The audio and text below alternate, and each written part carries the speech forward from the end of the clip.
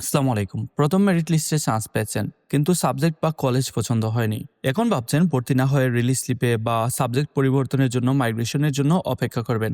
এই একটা ভুলের কারণে কিন্তু ন্যাশনাল ইউনিভার্সিটিতে আপনার পুরো ১ বছর নষ্ট হয়ে যেতে পারে। আজকের ভিডিওতে আপনাদের করা সবচেয়ে বেশি কনফিউশন, মাইগ্রেশন, রিলিজ স্লিপ আর সর্বশেষ নোটিশের টাইমলাইন নিয়ে একদম ক্লিয়ার কাট উত্তর দেব। তাই ভিডিওর কোনো অংশই স্কিপ করা যাবে না। তো স্টুডেন্ট বেসিক চ্যানেলে নতুন হয়ে থাকলে অনুরোধ করবো চ্যানেলটি সাবস্ক্রাইব করে পাশে থাকা বেল আইকনটি ক্লিক করে রাখবেন। তো প্রথমে সবচেয়ে কমন প্রশ্নে আসি। ভাই, সাবজেক্ট তো ভালো আসেনি, আমি কি ভর্তি না হয়ে থাকতে পারি? হ্যাঁ, অবশ্যই পারেন, কিন্তু সর্বশেষ নোটিশ অনুযায়ী আগামী ৫ মে থেকে ১৭ মের মধ্যে অনলাইনে চূড়ান্ত ভর্তি ফর্ম পূরণ না করলে এবং ১৮ মের মধ্যে কলেজ ফি জমা না দিলে আপনার এই সিটটি চিরতরে বাতিল হয়ে যাবে। অনেকে ভাবেন এখন ভর্তি হব না, পরে রিলিজ স্লিপ দিয়ে ভালো সাবজেক্টে যাব। আর এখানে আসে আজকের রিয়েলিটি চেকটা। ভাই, রিলিজ স্লিপে আশায় বসে থাকাটা এই মুহূর্তে সবচেয়ে বড় বোকামি। কারণ রিলিজ স্লিপের সময় ভালো কলেজগুলোতে সিট সাধারণত ফাঁকাই থাকে না। তাই বুদ্ধিমানের কাজ হলো এখন যেই সাবজেক্ট আসুক আগে ভর্তি কনফার্ম করে ফেলা আর তারপর মাইগ্রেশন অন করে দেওয়া। কারণ নির্দিষ্ট সময়ের মধ্যে ১,১৩০ টাকা ফি দিয়ে ভর্তি না হলে আপনি মাইগ্রেশন করার কোনো সুযোগই পাবেন না। এখন অনেকেই ভয় পান মাইগ্রেশন দিলে যদি আগের সাবজেক্টে চলে যায় বা যদি আরও খারাপ সাবজেক্ট চলে আসে। ব্যাপারটা সিম্পল। মাইগ্রেশনে নিচের দিকে কোনো সাবজেক্টে যাওয়ার 0% রিস্ক। জাতীয় বিশ্ববিদ্যালয়ের সিস্টেম শুধু উপরের দিকের সাবজেক্ট খালি আছে কিনা সেটা চেক করবে।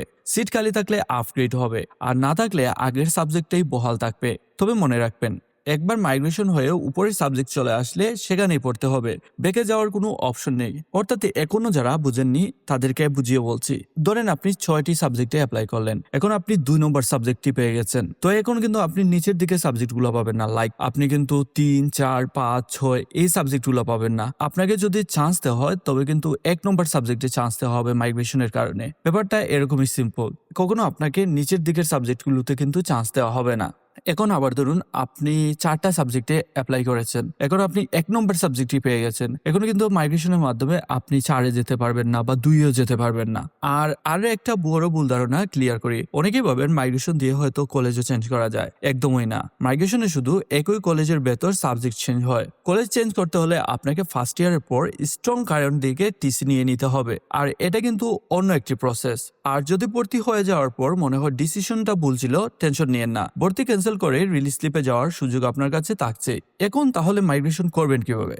এর জন্য আলাদা কোনো ফর্ম বা টাকা লাগে না। ৫ মে থেকে ১৭ মে এর মধ্যে অনলাইনে যখন চূড়ান্ত ভর্তি ফর্ম পূরণ করবেন তখন একদম নিচে বিষয় পরিবর্তনের একটি অপশন পাবেন। সেখানে শুধু ইয়েস সিলেক্ট করে সাবমিট করে দেবেন। একবার ইয়েস দিয়ে দিলে আর অফ করা যাবে না। আর রেজাল্ট যখন দ্বিতীয় মেধা তালিকা দেবে ঠিক তখনই চেক করলে বুঝে যাবেন আপনার সাবজেক্ট চেঞ্জ হলো কিনা। আর মাইগ্রেশন করতে হলে অবশ্যই আপনাকে ওই কলেজে কিন্তু ভর্তি হতে হবে। আশা করি এই মাইগ্রেশনের পুরো বিষয়টি আপনাদের ক্লিয়ার করতে পেরেছি।